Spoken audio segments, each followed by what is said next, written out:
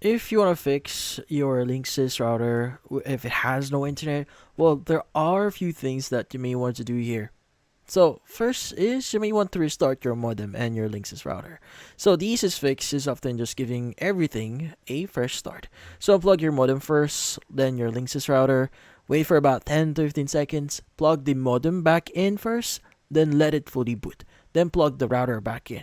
And a clean reboot clears most no internet issues.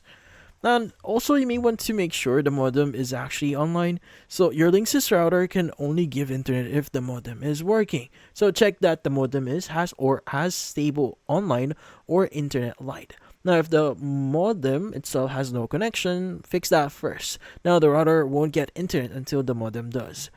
Now, also, you may want to check the cable going into the WAN internet port. So you want to on the back of the Linksys router here, the cable from the modem must be in the WAN internet port, usually yellow. Now, if it's in a LAN port by mistake, the router won't receive internet. So give the cable a firm push to make sure it's seated.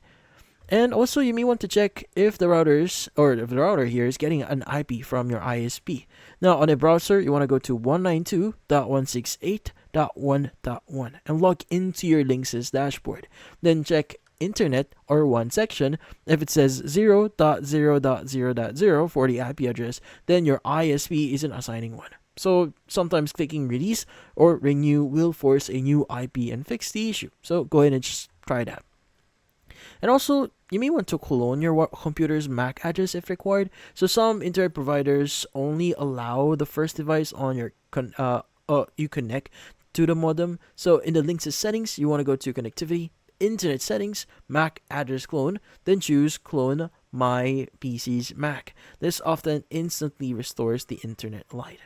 Now, if the router still refuses to get internet here, hold the reset button on the back for about 10 seconds until the lights flash.